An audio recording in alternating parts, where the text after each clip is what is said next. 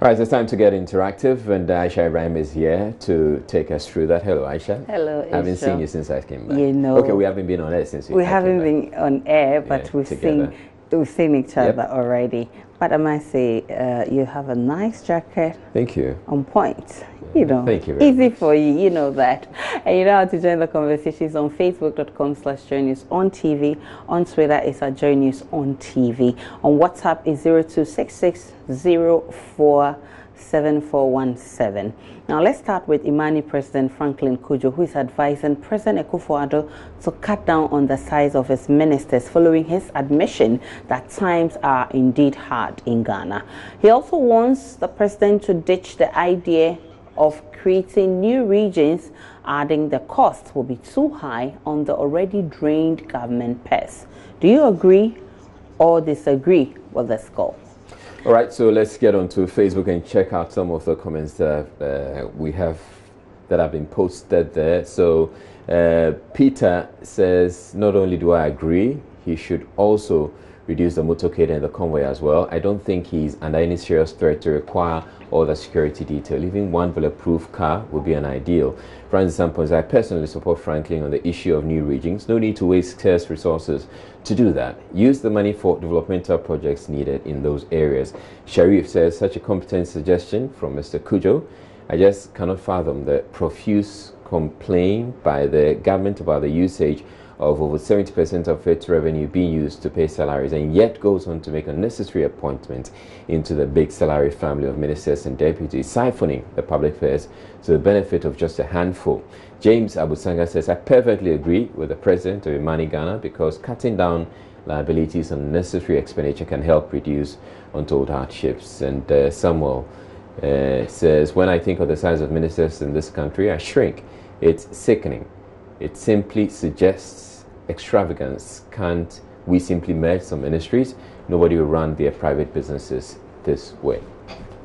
All right, and Obing Ketsia says, I believe in NPP, I believe in development and freedom, but the 110 ministers that the president appointed shocked me to the bones. I have still not recovered.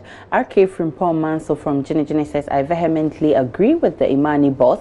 How do you supervise a suffering state with 111 ministers who have nothing to show for all the funds spent on them? We have a sanitation minister, yet we are ranked among dirty states across the globe, and others buying printers for 16,000 and over. Oman Penin, cut down the waste because Ghanaians are impoverished under your quack leadership. Bayo Jeremiah says, I agree with him 100% on reducing the number of his ministers, but for the ditching of the idea of creation of new regions, I agree with him 60% because of the referendum. If the people think that times are hard and there's no need for new regions, they will surely vote against it. Let's leave that one for the people to decide. A couple of your messages are also on WhatsApp, and Baba says, when they tap Kuchu, they watch them. And this one from Sir Obama from Pokwase says, opinions are like noses. Franklin Cudjoe has expressed his. Let me also express mine. Franklin, how do you expect a government to use 19 months to fix the mess created by the incompetent NDC government in 8 years? From afar, the picture is different, but trust you me, MPP has got the magic want to turn around the economic fulcrum of this country. And this one from Adobe Prosper from Kwando, he says, I strongly agree with him, and if only these so-called politicians will take his advice. Let me take this one. He didn't add his name. He says 110 ministers without competence is like an administration without dedication.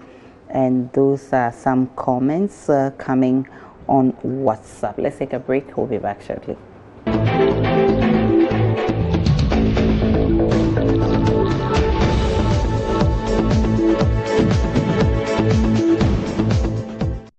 Welcome back to Joy News Prime. Now, Joy News Interactive on Joy News Prime. Now, government has reached a diplomatic agreement to allow deportation of Ghanaians found to be legally resident in the U.S. What do you make of this situation?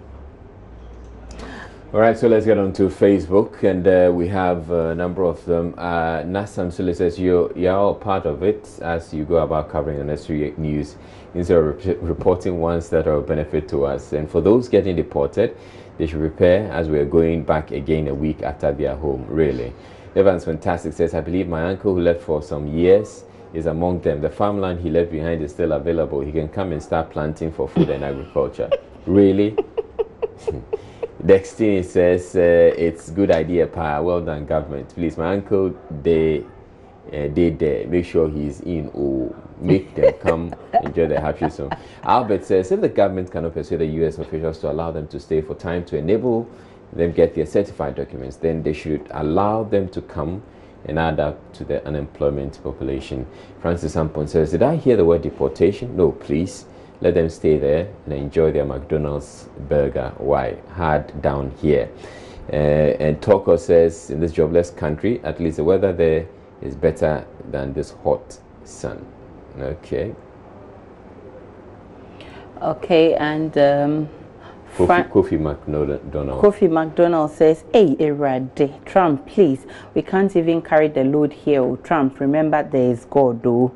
And Kwegu Jaye says, sorry for this, guys, that they have to return to this. Okay. And Nana Safo Kantanka Shara says, I don't see anything wrong with the agreement. Why must we tolerate an illegality? Opoku Bismarck says, no place like home. Usibisa, welcome home. And Shamo Nestor says, welcome them with love and prepare fufu special for them, my people. God bless Ghana. And Fred Bolton AJ says, now I see those home don't love those in the diaspora. Well then, Dako Alex says, these guys are already there. They should be allowed to stay because Africa is hot. Vice Okain said, ow, they are coming to take our girls with their Lafa bad. We don't need them here. It's only Lafa they take to. They used to take the girls. They don't have the dollars. I'm not sure they will get the girls.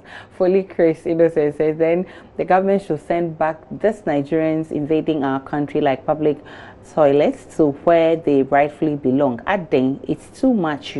You pass Niger, you pass there, Niger. Why? We're not holding Nigeria polls here. And Alan Footprint says, sure, they must come back home. Ralph Angel Amevo says, don't come, Ghana is hell. And Nanaya Opare says, what do we think, sing? Okay, Joy Pa. Okay. Okay, so Abraham Eric says, home sweet home. Let me take some of your comments on WhatsApp. And the first one is from Kofi Boama from Seshi. He says the attempt of the government to create new regions are a step in the right direction. Okay, he's still talking about our first issue. We've moved on. And this one from Baba, he says, like I will vanish, they should be there and work. And this one from Patrick Bato says they should come back and start something here. And Ahmed Rufai says government must first respect our sovereignty before other nations. A lot more of your comments. Michael Emisa says, in fact, this government leaves me with a smile. This government is actually showing high level of incompetency. 2020 is just around the corner. This agreement is a joke. And that's how we wrap up on the interactive segments. We apologize for not bringing you comments from the streets. My name is Aisha Ibrahim.